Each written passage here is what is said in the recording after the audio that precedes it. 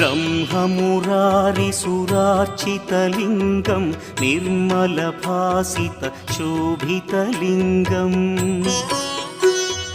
जन्मजदुःखविनाशकलिङ्गं तत्प्रणमामि सदा शिवलिङ्गम् देवमुनिप्रवरार्चितलिङ्गं कामदहन करुणाकरलिङ्गम् रावणदर्पविनाशकलिङ्गं तत्प्रणमामि सदा शिवलिङ्गम्